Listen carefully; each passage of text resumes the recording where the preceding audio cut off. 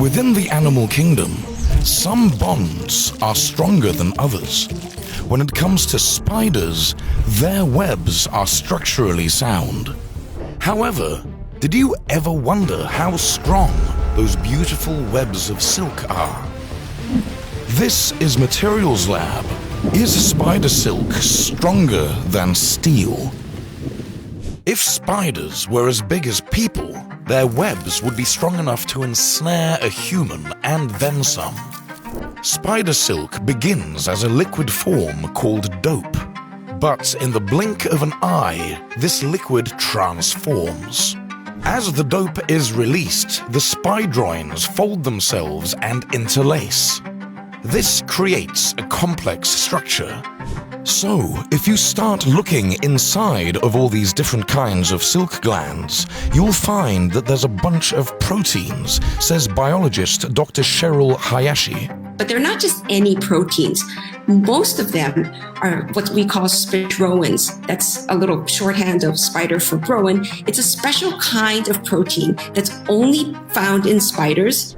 During the spinning, an important part is that the spidroins separate themselves from the watery buffer that holds them inside the silk glands.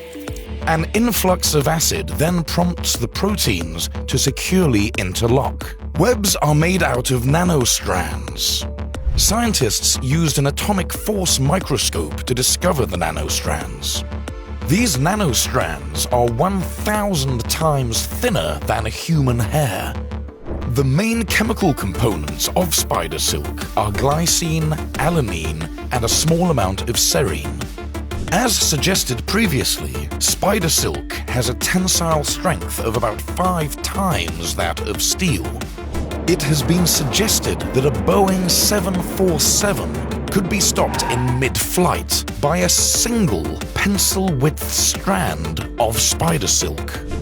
It doesn't just beat steel, it also has an advantage over the toughest man-made polymer, Kevlar. The ancient Greeks appreciated spider silk over 2,000 years ago by using it to stop bleeding and heal wounds. And it even found its way into World War II as a crosshair for the sighting systems of telescopes and guns.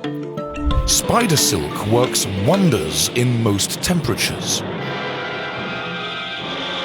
It holds up against 392 degrees Fahrenheit, even coping well beyond 572 degrees Fahrenheit. In contrast, when temperatures drop, spider silk doesn't suffer either. It will retain its elasticity down to -40 degrees Fahrenheit before succumbing to the harsh conditions. Nowadays, there is a lot of research into using spider silk within the medical industry. Surgeons use spider silk proteins to keep wounds clean during the healing process. Spider silk is also a very good scaffold, could be a very good scaffold for bone regeneration, cartilage, tendons, ligaments. The future of spider silk is enormous. People are now seeking materials that biodegrade, and spider silk fits the bill. This material offers so much that scientists are only starting to understand. You will be able to buy clothes made from spider silk soon, and it is similar to silk but offers a lot more. Clothing from spider silk is lightweight, breathes better, and has UV resistance. There's a lot of research and in science to do this artificially, and I think that's where the future will be, to harness the properties of spider silk, not just the thread. An issue with spider silk is that spiders cannot be farmed like silkworms because they are territorial and cannibalistic. So, many companies have been working on creating synthetic spider silk. Artificial spider silk has been produced by bacteria that were genetically engineered in the lab of Fuzhong Zhang. In the end, the bacteria created a hybrid protein with 128 repeating units. The longer the protein, the stronger and tougher the resulting fiber. You can go like this, it won't break. It just stretches. The 128 repeat proteins resulted in a fiber stronger than standard steel and tougher than Kevlar. As research continues into spider silk, this material is beginning to unveil its secrets.